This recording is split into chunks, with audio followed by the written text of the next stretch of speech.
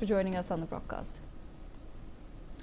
Meanwhile, Chinese Foreign Minister Wang Yi is in India on a two-day visit, during which he has held high-level engagements with his counterpart Dr. S. Jaishankar as well as National Security Advisor Mr. Ajit Doval. Both the sides have hailed the positive step forward in the bilateral relationship, with many key decisions being agreed upon the following dignitaries' meetings. NSAG Doval has in fact stated that there has been an upward trend in India-China ties, with peace being witnessed along the border.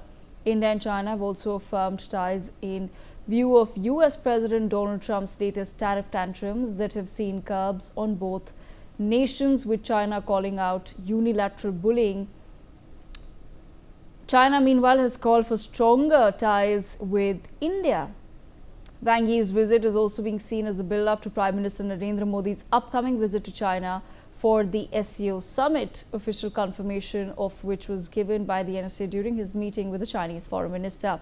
This will be Prime Minister Modi's first visit to China in 7 years, and of course the first one after the Delhi clashes in Galwan. But let's take a look at some of the key curbs that have been lifted by China in a significant breakthrough in bilateral ties that comes amidst the Chinese Foreign Minister Wang Yi's visit to India. Firstly, China has decided to lift curbs on fertilizers after India had underlined its concerns strongly with the nation, as sudden fertilizer curbs had directly impacted availability of diammonium phosphate in the Rabi season. About 80% of India's fertilizer imports come from China. China has also made the decision to lift curbs on rare earth minerals, which is significant as China controls 90% of the global processing capacity for the same. India's EV sector depends on these rare earth minerals from China for 90% of its imports, and the auto and electronics industries have flagged serious concerns on Chinese restrictions over rare earth minerals and magnets. In a third key decision, China had previously put on hold shipments of tunnel boring machines needed for key infrastructure projects in India, including those manufactured by foreign entities in their China-based units. These will now be available to India. This comes as 35% of India's tunnel boring machine imports in 6 years come from China.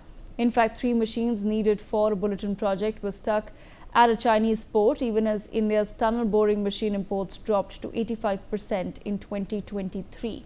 But what do these developments and largely the visit of Wang Yi indicate? I'm going to take that conversation